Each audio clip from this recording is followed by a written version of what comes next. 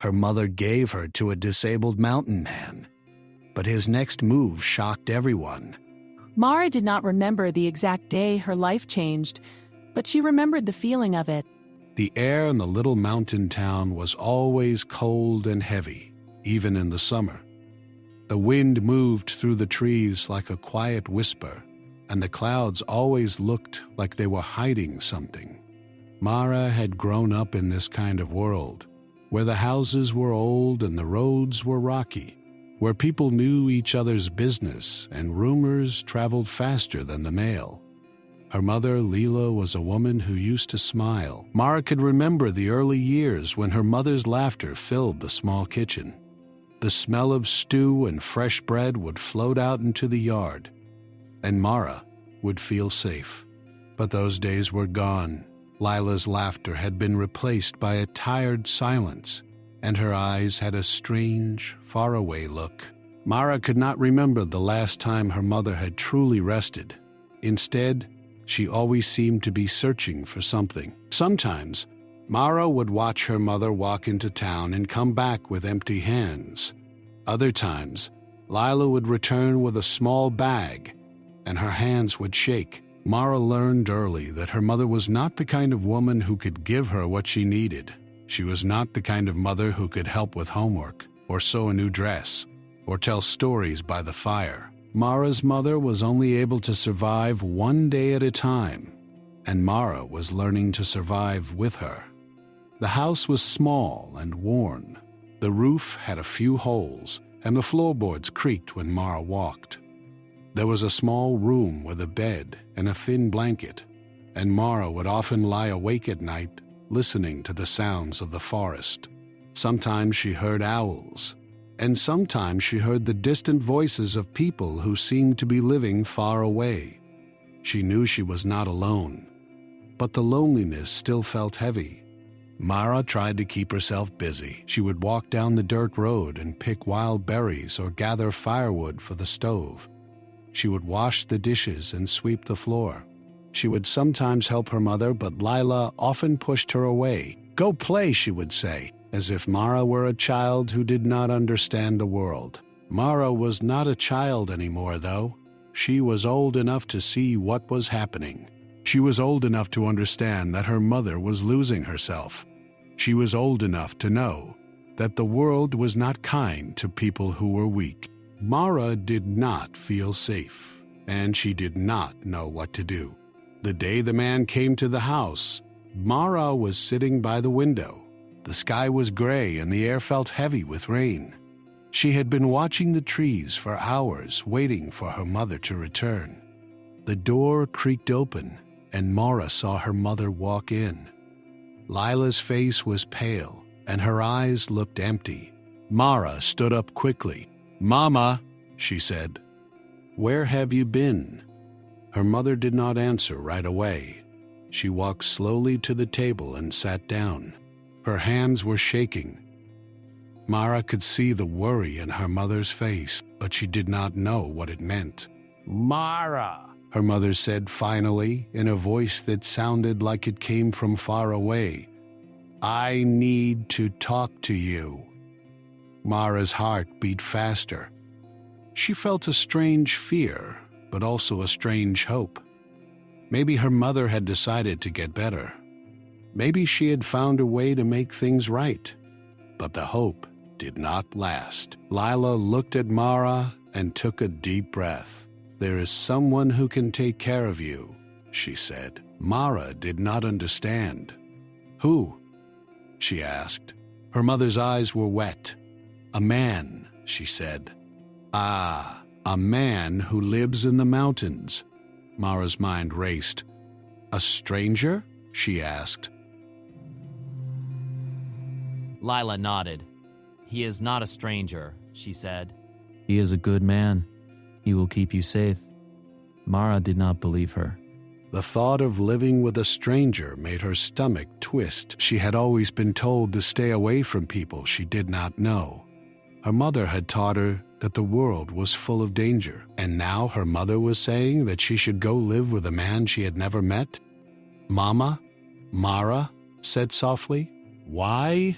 Her mother's face crumpled. She looked older than she had ever looked before. "Because I can't do this anymore," she said. "I can't keep you safe. I can't feed you. I can't take care of you." Mara felt tears fill her eyes. She tried to speak, but no words came out. She wanted to tell her mother that she did not need much. She wanted to tell her mother that she could live on bread and water if she had to. She wanted to tell her mother that she loved her, but the words would not come. Lila stood up and walked to the window. She looked out at the gray sky and the trees. Mara watched her mother's shoulders shake. It looked like her mother was crying, but she was not making any sound. "I found him," Lila said quietly. "He is a man who lives alone. He has a small cabin. He is different." Mara's stomach tightened. She did not know what her mother meant by different, but she had heard the town talk about him. The mountain man, the disabled man, the man who never came into town, the man who lived alone in the woods. Mara had always been curious, but she had also been afraid. People said he was strange. People said he was dangerous. People said he was cursed. Now her mother was saying that he would take her. "Why would he want me?" Mara asked. Her mother turned to her slowly. "Because he is kind," she said. "He has a good heart. He lost his legs in an accident. He knows what it means to be alone. He will understand you." Mara did not want to believe her mother. She wanted to believe that her mother was only scared and that she would find a better way. But she also saw the truth in her mother's eyes. She saw that her mother was tired of fighting. She saw that her mother had no more strength. Mara looked at her mother and saw the love that was still there. Even in the brokenness, Mara could see that her mother cared. Her mother was trying to do something, even if it was wrong. Mara did not know how to feel. "I don't want to go," Mara said. Her mother's eyes softened. "I know," she said.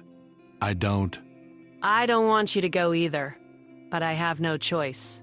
"You will be safer there. You will be treated better. You will be loved." Mara wanted to ask her mother more questions, but she could not. The fear in her chest was too big. She felt like she was standing at the edge of a cliff, and the wind was pushing her forward. That night, Mara did not sleep. She lay on her bed and listened to the sound of the wind. She listened to the house creak. She listened to her mother's breathing in the other room. She wondered what it would be like to live with the mountain man. Would he be kind? Would he be cruel? Would he treat her like a child? Would he hurt her? The next morning, her mother woke her early. Mara had never seen her mother move so quickly. Lila packed a small bag with clothes, a blanket, and some bread. She packed a small jar of jam and a little tin of sugar. She did not pack much, because there was not much to pack. Mara tried to take her favorite book, but her mother shook her head. "You won't need that," she said. "You will have other things." Mara felt a strange anger. How could her mother decide what she needed? How could her mother decide her life? Her mother walked her to the door. The sun was not yet up. The sky was still dark. The air was cold and sharp. Mara hugged her mother tightly, and her mother hugged her back. For a moment, Mara felt the old safety, the old love. But then her mother pulled away. "Be good," Lila said. "Be brave." Mara nodded, even though she did not feel brave. She stepped outside into the cold morning. She looked back at the house. It looked smaller than it had the night before. It looked like a place that belonged to someone else. Her mother's eyes were wet. "I'm sorry," she whispered. Mara wanted to say, "It's okay," but she could not. She only nodded. A man was waiting by the road. He was not a stranger exactly. Mara had seen him before. People in town called him Elias. They said he was a disabled mountain man. They said he had lost his legs in a mining accident. They said he never came into town because he did not want to be seen. Elias was not what Mara expected.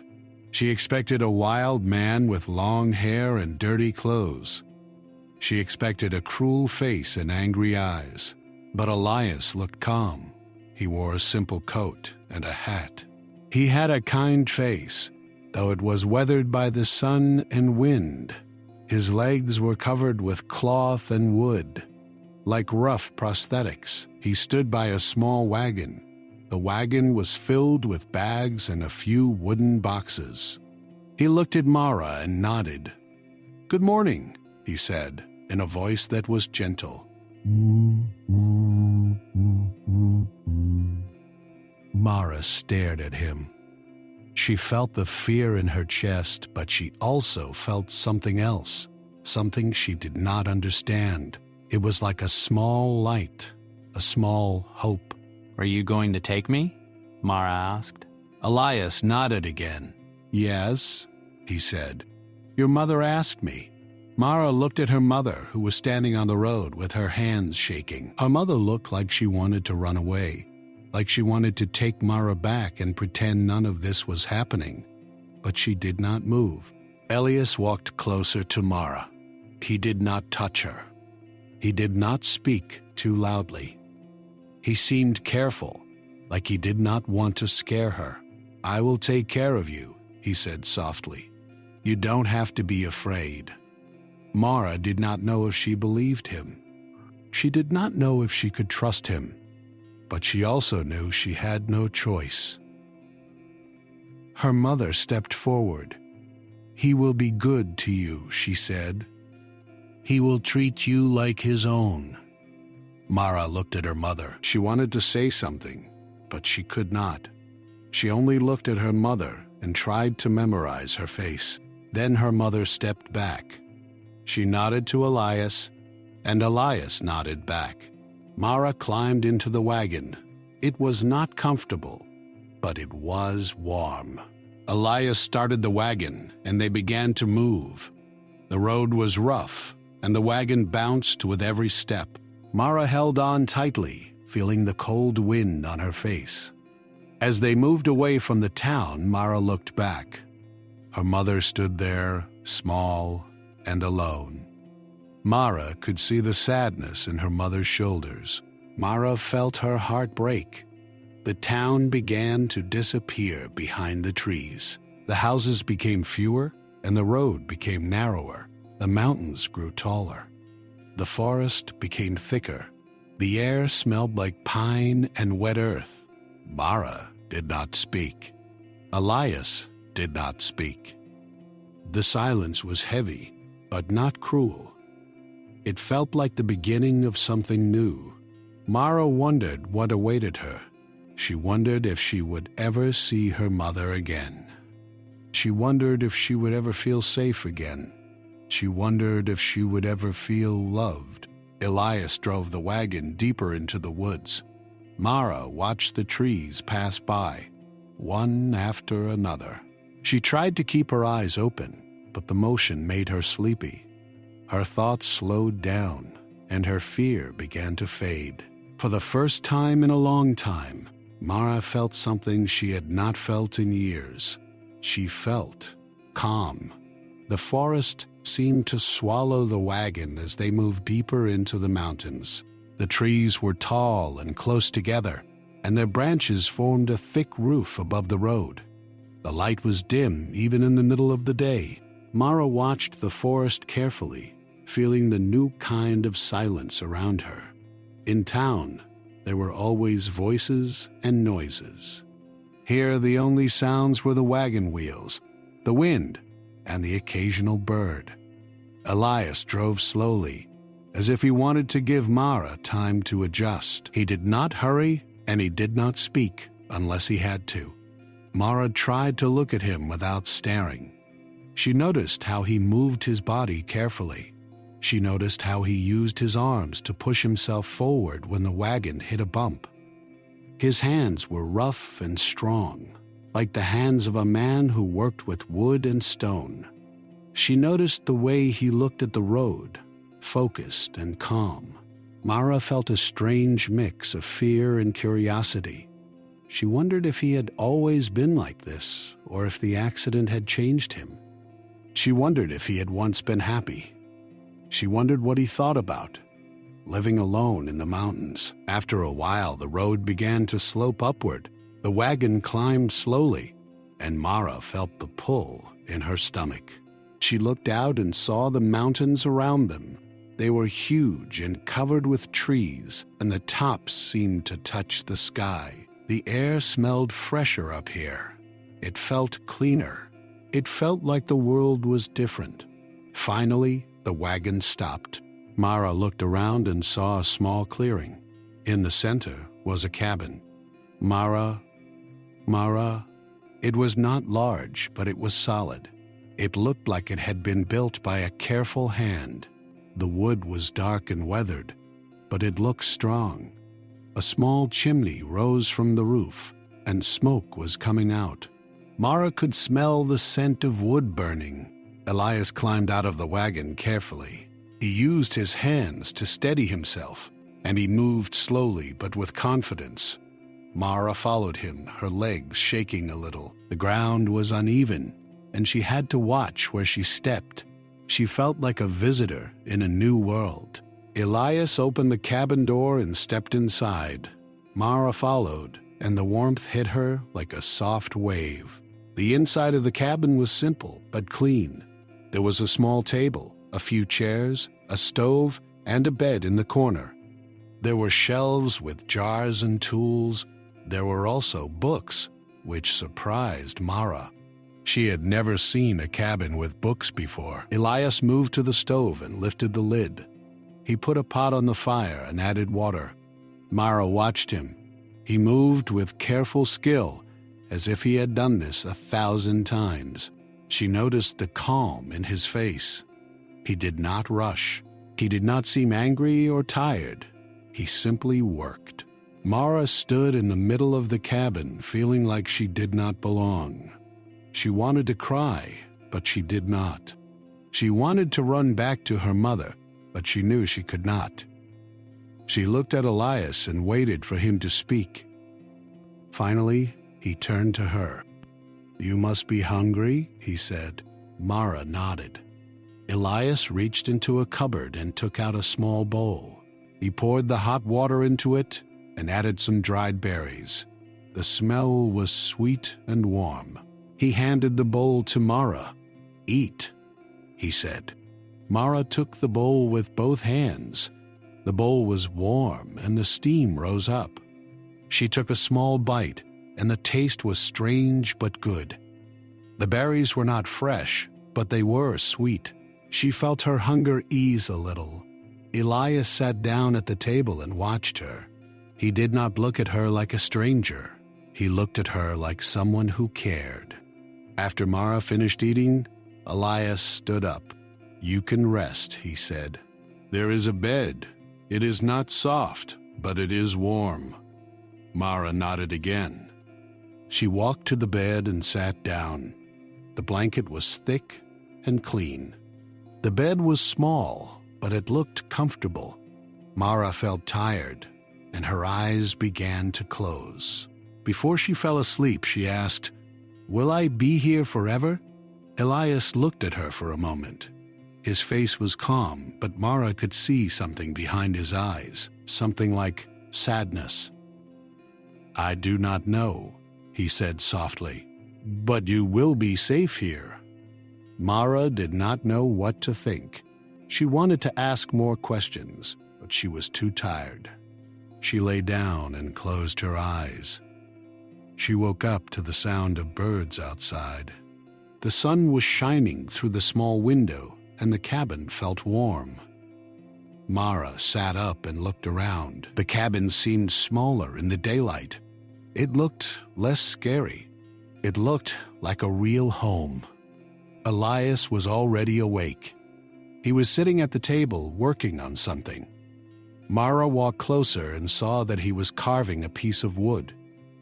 The wood was shaped like a small tool, and Elias was using a sharp knife to make it smooth.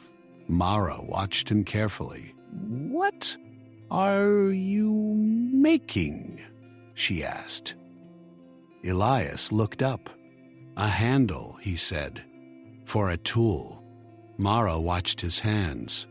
They moved with careful precision. She could see that he was skilled. She could see that he had a talent. Mara sat down at the table. She felt nervous, but she also felt curious. "Do you live here alone?" she asked. Elias nodded. "Yes," he said. Mara looked around. "Do you ever go to town?" she asked. Elias paused. "Sometimes," he said. But not often. Mara wanted to know more, but she did not want to push him. She was still afraid. She still did not trust him fully. But she also felt something else. Something like respect. As the day went on, Mara began to learn the rhythm of the cabin. She helped Elias gather water from a small stream nearby. She learned how to carry the buckets without spilling. She learned how to stack the firewood carefully. She learned how to sweep the floor and wash the dishes. Elias did not speak much, but he showed her what to do. Mara began to notice the small details, the way Elias made the bed neatly, the way he kept the cabin clean, the way he treated the animals outside, like the chickens and a small dog that followed him everywhere. She saw how he cared for them. She saw how he cared for his home. At night, Mara sat by the fire and listened to the sounds of the forest. She could hear owls and the wind. She could hear the small crackle of the fire. She felt a strange peace. She began to understand something. Elias was not the monster the town had made him out to be. He was not cruel.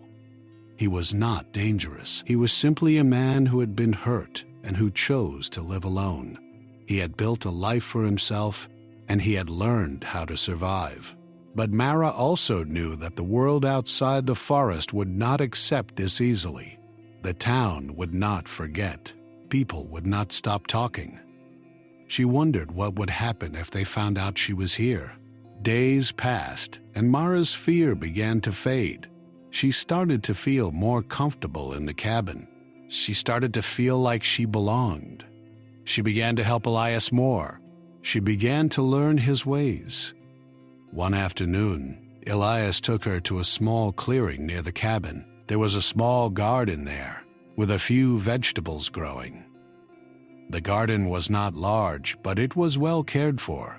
Mara saw that Elias had built a small fence around it to protect it from animals. She saw that he had made a small path leading to it. "This is where we grow food," Elias said. Mara nodded. She felt amazed. She had never seen a garden like this in the mountains. She had never seen anyone care for the land so carefully. Elias looked at her. "You can help," he said. Mara felt a sudden warmth in her chest. "Really?" she asked. Elias nodded. "Yes," he said, "you can help me." Mara smiled. It was a small smile, but it was real. For the first time, she felt like she had a purpose. She felt like she was part of something. As they worked in the garden, Mara began to ask more questions. She asked about the town, about the people, about why Elias lived alone. Elias answered some questions, but not all. He did not talk about his past easily. He seemed to keep his memories locked away. One evening after dinner, Mara asked him, "Why did you lose your legs?" Elias paused. He looked at the fire, and his eyes seemed to grow distant. "I was in an accident," he said finally. "A long time ago." Mara waited. She wanted to know more, but she also did not want to push him. Elias looked at her again. "I was working in the mine," he said. "There was a collapse. I was trapped. I was saved, but I lost my legs. Mara felt a chill. She had heard stories about mines. She knew how dangerous they were. She knew how many people had died in them. She felt sorry for Elias. "Did you have a family?" Mara asked quietly. Elias's face changed. For a moment, he looked like a different man. His eyes softened and his mouth tightened. He nodded slowly. "Yes," he said. Mara waited, her heart pounding. She wanted to know what happened to them. Elias looked away. "They left," he said simply. Mara felt her chest tighten. She did not know what to say. She did not know how to comfort him. She only looked at him with a small, silent understanding. After that, Mara realized that Elias had not always been alone. He had not always been a mountain man. He had once had a life, a family, and a place in the town. Something had happened, and he had been hurt. He had been left behind. Mara felt a new kind of respect for him. She felt like she understood him more. That night, as Mara lay in bed, she thought about her mother. She thought about the town. She thought about the man who had taken her in. She felt a strange mix of sadness and hope. She did not know what would happen next. She did not know if the town would accept her. She did not know if her mother would ever come back. But she knew one thing. For the first time in a long time, Mara felt like she was safe. Mara stayed in the cabin for weeks, and the days began to blend together. She woke up with the sun, helped Elias with the chores, and then spent the afternoons working in the garden or gathering berries. At first, every sound outside the cabin made her nervous. She would stop what she was doing and listen, expecting something bad to happen.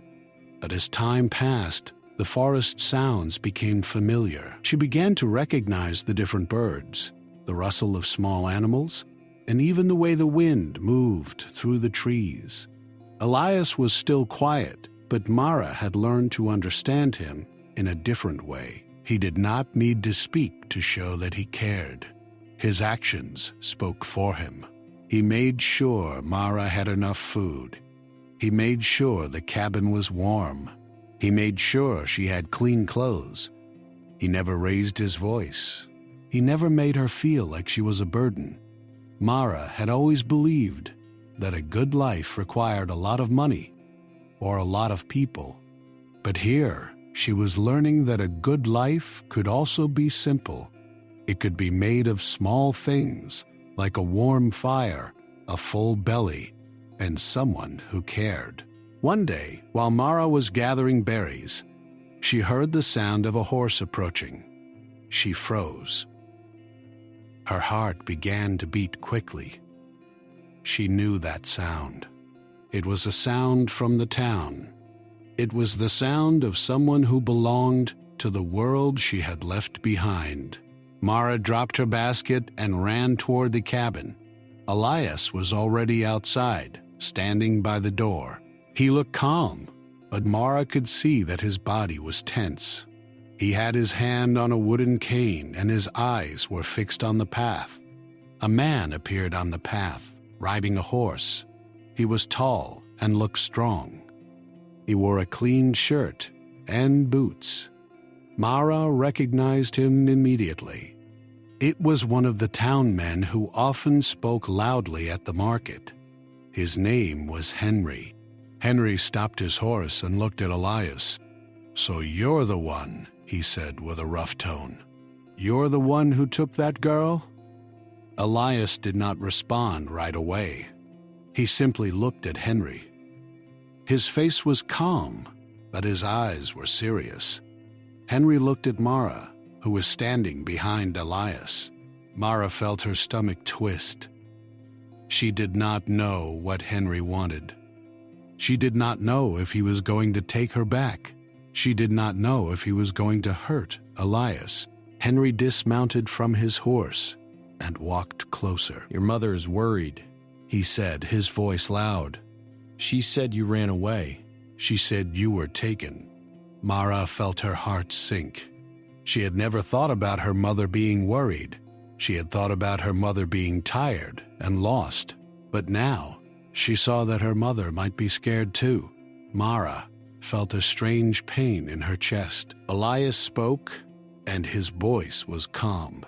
"She asked me to take her," he said. Henry laughed. "Asked you?" he said. "She can't even take care of herself. How could she ask you?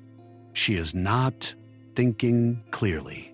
Ma felt anger rise inside her. She wanted to defend her mother, but she also knew that her mother was not well. She knew that her mother had made a difficult choice. She knew that her mother had done what she thought was best. Henry looked at Mara again. "You should come back to town," he said. "Your mother is not safe." "You are not safe here." Mara wanted to speak, but she felt frozen. She did not know what to say. She looked at Elias, hoping he would say something. Elias looked at her, and his eyes seemed to ask her what she wanted. Mara took a deep breath.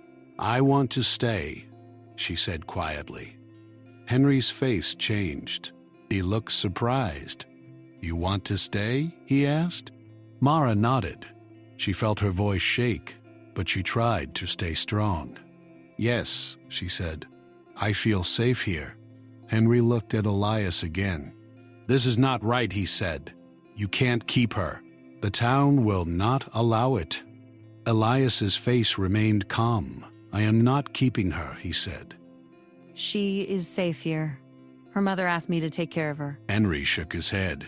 "You are lying," he said. "You are a strange man. You live alone. You have no family. You have no right." Mara felt a sudden fear. She did not know what Henry would do next. She felt the old fear of the town, the fear of people who judged without knowing the truth. Henry took a step closer. Mara could see his boots in the dirt. She could see his angry eyes. She felt the heat of his anger. Elias stood tall. He did not move away. He did not show fear. He looked at Henry with a steady gaze. "You will leave," Elias said. "Now," Henry laughed again. "Or what?" he said. "You will stop me?" Elias did not answer. He simply stepped forward, and Mara saw his wooden legs move carefully. She saw the strength in his body. She saw that he was not weak. Henry's face turned red. He took another step closer, but he did not move quickly. Mara realized that he was not used to people standing up to him. He was used to people being afraid of him. Elias spoke again. "You will leave," he said, "or I will call the town." Henry paused. "You can't," he said. "You are not allowed to call the town. You are not allowed to have a girl." Mara felt her heart pound. She did not know what to do. She felt like she was trapped between two worlds. She looked at Elias, and she saw that he was not afraid. She saw that he was determined. Henry looked at Mara one last time. "Think about your mother," he said. She is not well. "She needs you." Mara felt her chest tighten. She thought about her mother. She thought about her mother's tired eyes. She thought about her mother's love. She thought about how her mother had given her away because she believed it was the only way to keep her safe. And how. Mara looked at Elias. "I will not go," she said. Henry's face twisted with anger. "You will regret this," he said. "The town will not let you stay. They will come." With that, Henry turned and walked back to his horse. He mounted it quickly and rode away. Mara watched him disappear into the trees. Elias stood still for a moment. Then he turned to Mara. "Are you okay?" he asked. Mara nodded, but her eyes were wet. She felt a mix of fear and pride. She felt like she had done something brave, even though she was only a girl. Elias placed his hand gently on her shoulder. "You did well," he said. "You were strong." Mara felt a warmth in her chest. For the first time, someone had praised her for being strong. She had always felt like she was not enough. She had always felt like she was weak. But now, Elias had told her that she was strong. That night, Mara could not sleep. She lay in bed and listened to the wind. She thought about Henry's words. She thought about the town. She thought about her mother. She thought about Elias. She felt like she was living in two worlds, and she did not know which one she belonged to. The next day, Elias did not speak much. He seemed more serious than usual. Mara could feel his tension. She tried to help him with the chores, but he seemed distant. In the afternoon, Elias asked Mara to sit with him by the fire. He held a small book in his hands. Mara recognized it as one of the journals she had seen earlier. She had never asked about them, but she had always been curious. Elias opened the book and showed it to Mara. "This is my story," he said. Mara looked at the pages. The handwriting was neat, and the words were careful. Mara realized that Elias had written down his thoughts. She felt surprised. She had never thought of him as someone who could write. Elias continued. "I did not always live alone," he said. "I used to have a family. I used to have a home in the town." Mara listened carefully. She wanted to know more. Elias turned a page.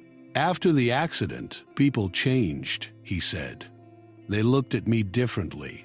They treated me differently. Some were kind, but many were not. I lost my job. I lost my friends. I lost my place." Mara felt her eyes fill with tears. She could imagine how lonely he must have felt.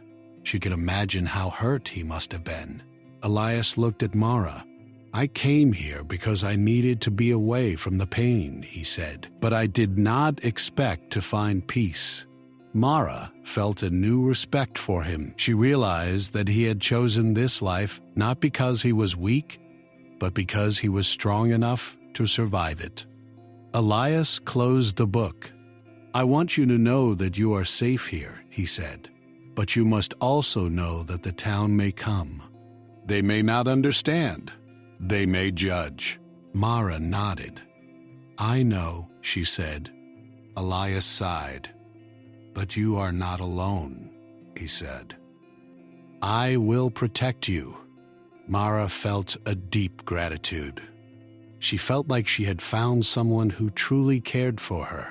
She felt like she had found a place where she could be herself. As the weeks went by, Mara began to help Elias in a new way. She began to teach herself to read the books in the cabin. She began to practice writing. Elias helped her, but he did not force her. He let her learn at her own pace. Mara also began to notice something else. Elias was not only skilled with wood, he was skilled with people. He knew how to listen. He knew how to help. He knew how to make others feel safe. One day, Mara saw a man walking on the path near the cabin. The man looked tired and sad. He was holding a small bag. Mara watched him from the window. She felt a strange feeling in her chest. Elias saw the man too. He walked outside and called to him. The man approached slowly, looking nervous. Elias spoke to him gently. Mara watched as Elias gave the man a bowl of soup and some bread. The man's eyes filled with tears. He thanked Elias and left. Mara realized that Elias was not only helping her, he was helping others too. He was not alone in the mountains. He was not as isolated as Mara had thought. That night, Mara lay in bed and thought about what she had seen. She felt proud of Elias. She felt proud of herself. She felt like something was changing. She did not know what the future held. She did not know if the town would come again. She did not know if her mother would return. But she knew that she was not alone. She knew that she had a new life, and she was beginning to understand what it meant to belong. The next morning, Mara woke up early. The sun was just beginning to rise, and the light looked soft and golden. The forest seemed calm. The birds were singing. The air felt fresh and clean. Mara felt a strange sense of hope. She had been feeling strong lately. She had been feeling like she belonged, but she also felt a quiet worry in her chest. She could not stop thinking about Henry's words. She could not stop thinking about the town. She wondered if they would come again. She wondered if they would bring others. She wondered if they would take her away. Mara sat up and looked around the cabin. Elias was already awake. He was sitting at the table, writing in his journal. He looked calm, but Mara could see that he was thinking about something. His face was serious. Mara walked to the table and sat down across from him. She watched him write. The words seemed to flow easily. She had never seen anyone write like that. She had never seen anyone express themselves with words in such a clear way. Elias stopped writing and looked at Mara. "You should eat," he said. "You need strength." Mara nodded. "I'm not hungry," she said. Elias looked at her. "You must eat," he said again. "Your body needs food. Your mind needs food." Mara felt a small smile. She had not thought about it like that before. She had always thought that food was only for the body. But Elias was right. Food was also for the mind. She needed strength to face whatever was coming. Mara ate slowly. She tried to enjoy the simple meal. The taste was not fancy, but it was warm and filling. She felt the warmth spread through her body. She felt stronger. After breakfast, Elias stood up. "We must prepare," he said. Mara looked at him. "Prepare for what?" she asked. Elias did not answer right away. He looked out the window. He looked at the forest. His face was calm, but Mara could see the tension in his shoulders. "The town may come," he said finally. "We must be ready." Mara felt her heart beat faster. She had hoped that the town would forget. She had hoped that Henry would not return, but now she realized that she had to face the truth. She had to be ready for what might happen. Elias walked to a small chest in the corner of the cabin. He opened it and took out a few items. There was a small bag of dried herbs, a rope, and a wooden box. He also took out a small knife and a pair of gloves. Mara watched him carefully. Elias looked at her. "You must learn to protect yourself," he said. "Not with anger, not with violence." With wisdom, Mara nodded slowly. She did not understand completely, but she trusted him. She had learned to trust him. Elias showed her how to tie knots.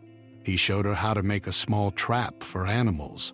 He showed her how to move quietly through the forest. He showed her how to hide and how to find safe places. Mara listened carefully and practiced. At first, it felt strange. She had never done anything like this. She had never thought about protecting herself. She had never thought about danger in such a direct way. But as she practiced, she began to feel a sense of control. She began to feel like she could face the world. Elias also taught her about the forest. He taught her which plants were safe to eat and which were not. He taught her how to find clean water.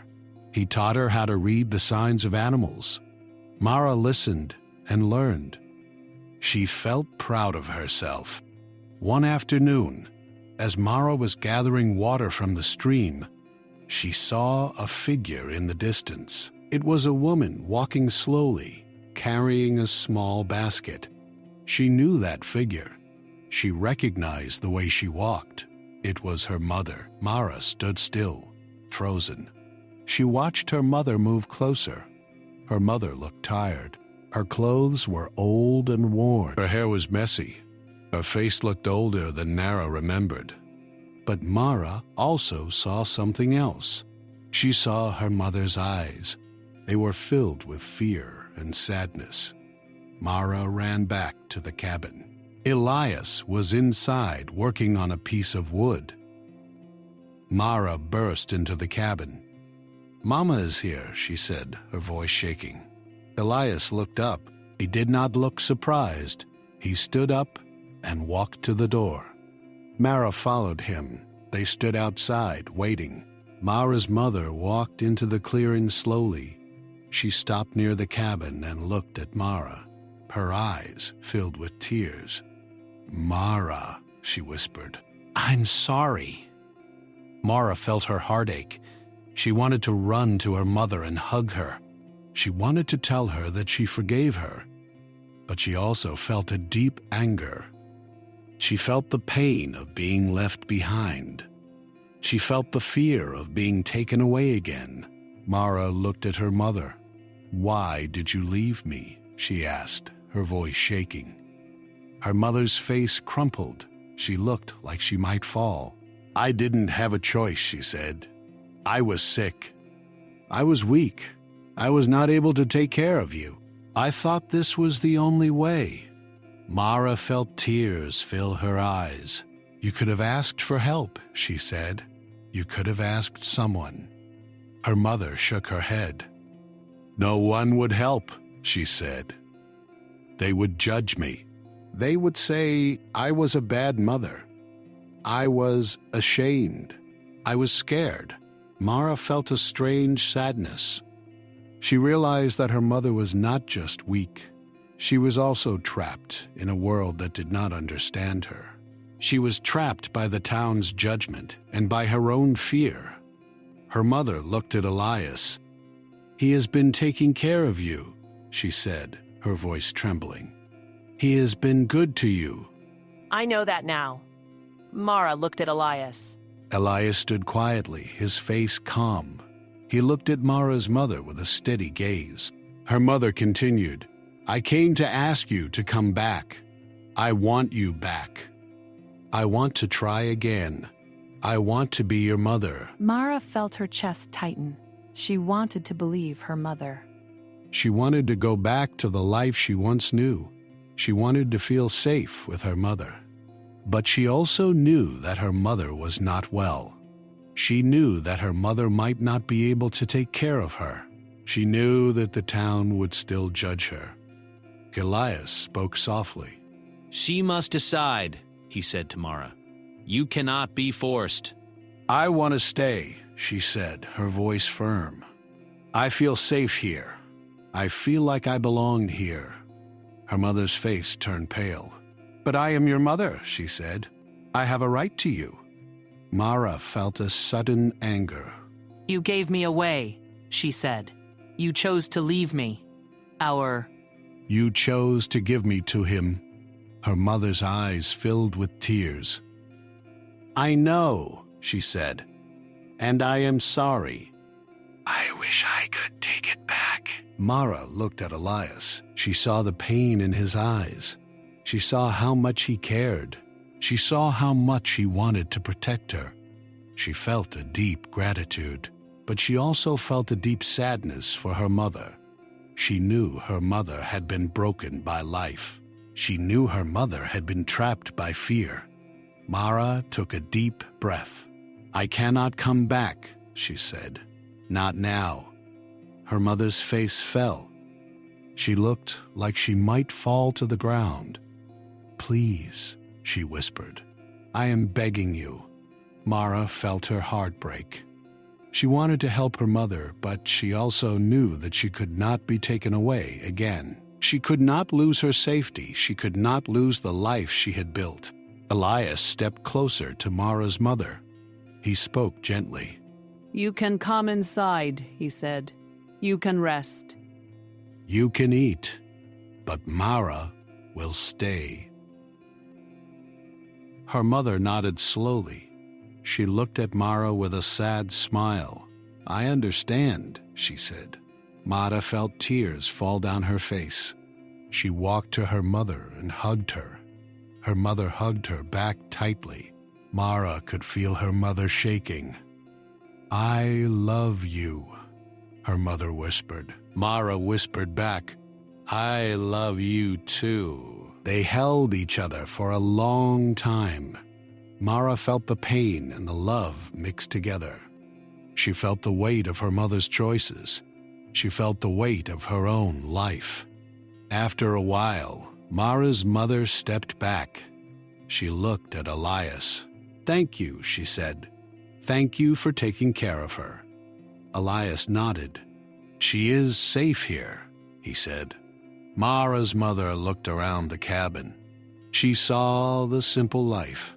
She saw the garden. She saw the books. She saw the calm. She saw the peace. She looked at Mara again. I want you to know that I am trying, she said. I am trying to get better. Mara nodded. She wanted to believe her mother.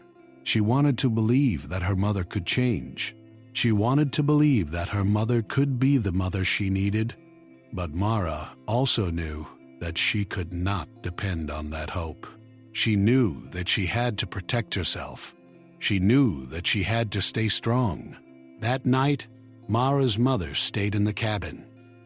Elias gave her a blanket and some food. Mara watched her mother sleep. She felt a strange mix of sadness and relief. She was sad because her mother had been hurt by life. She was relieved because she knew she was safe. The next day, Mara's mother left. She walked back down the mountain, back toward the town. She looked back once, and Mara saw the sadness in her eyes. Mara felt her heart ache.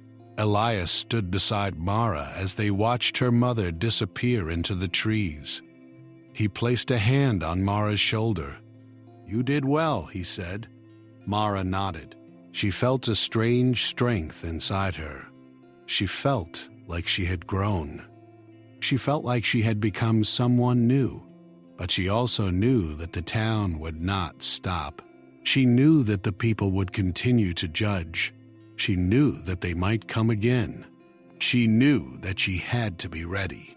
Mara looked at Elias. What will we do if they come? She asked. Elias looked at the forest. He took a deep breath. We will show them the truth, he said. We will not hide. Mara felt a small hope. She realized that Elias was not afraid. He was not hiding. He was ready to face the world. For the first time, Mara felt like she was not just surviving. She felt like she was living. She felt like she was becoming someone who could face the future. The days after Mara's mother left were quiet, but not peaceful. Mara could feel the tension in the air, like a storm that had not yet arrived. She woke up early each morning, and she found herself listening for any sound from the road. Every bird that sang made her heart beat faster. Every rustle of leaves made her eyes turn toward the trees. Elias noticed Mara's worry. He did not ask her why she was afraid. He did not tell her to stop worrying. He simply gave her small tasks and kept her busy. He knew that busy hands could help calm a worried mind. He also knew that Mara needed time to adjust to the new life she was building. One morning, Elias asked Mara to come with him to the small workshop behind the cabin. Mara had seen the workshop before, but she had never been inside. It was a simple space with tools hanging on the wall and wood shavings on the floor. There was a small table, and on it lay a few pieces of wood that looked like they were being shaped into something. Elias motioned for Mara to sit. He picked up a piece of wood and began to work on it. Mara watched carefully. The way Elias moved his hands was calm and steady. He cut the wood with precision, and he sanded it until it was smooth. "What are you making?" Mara asked. Elias looked at the piece of wood. "A small support," he said, "for someone who needs help walking." Mara's eyes widened. "For who?" she asked. Elias smiled slightly. "For a man in the town," he said. "A man who lost his leg in an accident." Mara felt surprised. "You help people in town?" she asked. Elias nodded. "Yes," he said. "I have been making supports for a long time. I do not tell many people. They think I am strange. They think I am dangerous. But I want to help." Mara felt a warmth in her chest. She realized that Elias had been doing good things, quietly, without asking for praise. She felt proud of him. She felt proud of the life she had found. Elias continued working. "You will help me," he said. "You will help me make these supports." "You will learn." Mara felt a mix of excitement and nervousness. She had never made anything like this before. She had never thought she could help someone like this, but she also felt a strong desire to learn. She wanted to be useful. She wanted to be part of something meaningful. Over the next days, Mara learned how to shape the wood. She learned how to measure carefully. She learned how to make the supports strong and comfortable. Elias taught her with patience. He did not rush her. He did not scold her when she made mistakes. He simply showed her again.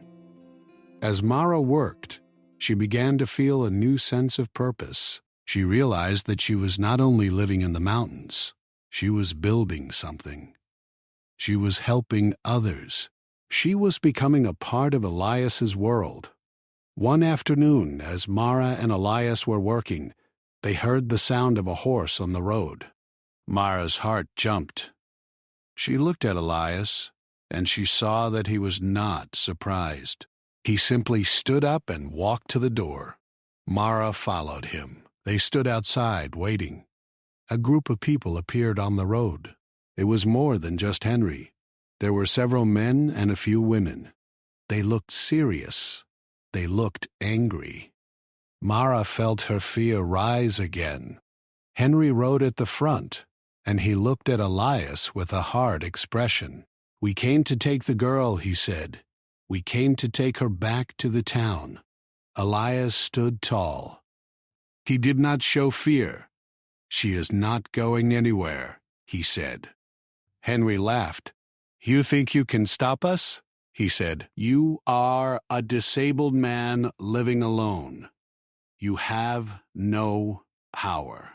Elias looked at him calmly. "I have strength," he said.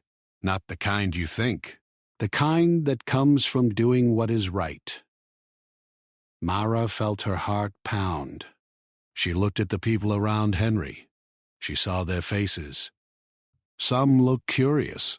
Some looked angry. Some looked confused. Mara realized that the town had come not just to take her, but to judge Elias. They had come to see if the stories were true. Elias stepped forward. "You are welcome to come inside," he said. "You can see for yourselves." Henry scoffed. "Why would we go inside?" he asked. "We already know." You are strange. Elias smiled. Then you do not know, he said. "You do not know what you are judging." Mara felt a small hope. She realized that Elias was not afraid of them. He was willing to show them the truth. He was willing to let them see his life. Elias opened the cabin door and stepped back. "Come in," he said. The people looked at each other. They hesitated. Then, slowly, they began to walk toward the cabin.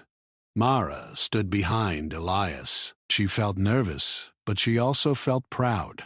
She felt like she was standing beside someone who was brave. The people entered the cabin. They looked around. They saw the clean space. They saw the shelves with books. They saw the simple furniture. They saw the garden outside. They saw the calm. One of the women spoke. "This is different," she said. "It is not what we expected." Another man looked at Elias. "You have been living here alone?" he said. "You have been taking care of her?" Elias nodded. "Yes," he said. "She is safe. She is learning." She is not alone. Henry stepped forward. "She belongs to the town," he said. "She belongs to her mother." Mara stepped forward. Her voice shook, but she spoke clearly.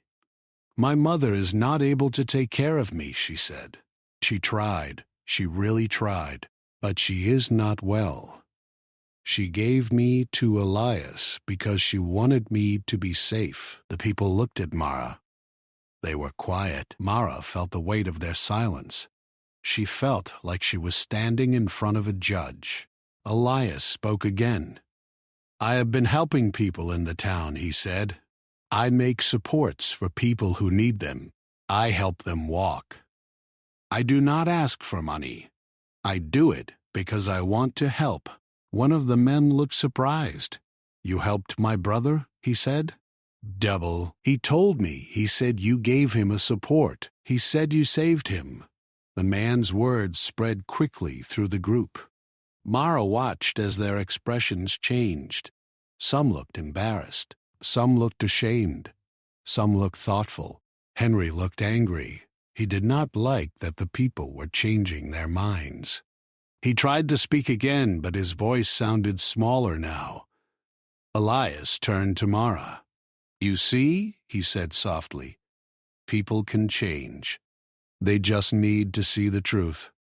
Mara felt tears in her eyes. She felt a deep gratitude for Elias. She felt proud of him. She felt proud of herself. The group stayed for a while. They asked questions. They listened. They looked at the garden. They looked at the books. They looked at the simple life. They saw that Elias was not strange. They saw that he was kind. When they left, the mood was different. They did not look angry anymore. They looked thoughtful. They looked like they were thinking about their own actions. Henry rode away without saying anything. Mara felt a strange relief. She knew that he would not stop easily, but she also knew that the town had seen the truth. After the group left, Mara and Elias sat by the fire. Mara felt exhausted, but she also felt a deep peace. She realized that the moment had changed everything. The town had seen the truth, and the truth had made a difference. Elias spoke softly. "You are brave," he said. Mara smiled. "No," she said. You are brave. Elias shook his head. "We are brave together," he said. Mara nodded. She felt a deep connection with him. She felt like she had found a true family. Days turned into weeks. The town did not come again. Mara continued to learn and grow. She continued to help Elias with his work. She continued to read and write. She continued to build a life in the mountains. One day, a man from the town arrived with a small group of people. He was not angry. He was not loud. He looked calm. He carried a small child in his arms. The child had a small leg injury. The man looked at Elias with hope. "Can you help him?" the man asked. Elias looked at the child. He nodded. "Yes," he said. Mara watched as Elias worked carefully. He measured the child's leg. He shaped the wood. He made a small support. He fitted it carefully. The child's face lit up with joy. The man thanked Elias with tears in his eyes. "You saved him," he said. Mara felt a warmth in her chest. She realized that Elias's work was not only helping one person, it was helping the whole community. It was changing the way people thought. It was making the town kinder. Years passed, and Mara grew older. She became stronger, wiser, and more confident. She became a young woman who could read, write, and help others. She became a person who could stand up for herself. She became a person who could face the world. Elias grew older too. His hair turned gray. His hands became slower, but his heart stayed strong. He continued to help people. He continued to teach Mara. He continued to live in the mountains, but he was no longer alone. Mara often thought about her mother. She wondered if her mother had found peace. She wondered if her mother had become stronger. She wondered if her mother had learned to forgive herself. One day, Mara received a letter. It was from her mother. Her mother wrote that she had moved to a small town far away. She wrote that she had found help. She wrote that she was working to become a better person. She wrote that she missed Mara. Mara read the letter slowly. She felt tears in her eyes. She felt a deep sadness and a deep hope. She wrote back telling her mother that she was safe and that she was happy. She told her mother that she had found a home. She told her mother that she was proud of her. Mara kept the letter in a small box. She looked at it often. It reminded her of where she had come from. It reminded her of how far she had come. When Mara was older, she began to write her own story. She wrote about the mountains. She wrote about Elias. She wrote about the town. She wrote about the day the people came and saw the truth. She wrote about how a disabled mountain man had changed her life. She wrote about how he had not only saved her, but had also changed the town. She wrote about how love and kindness can be found in the most unexpected places. And she wrote about how the truth, when shown with courage, can change everything.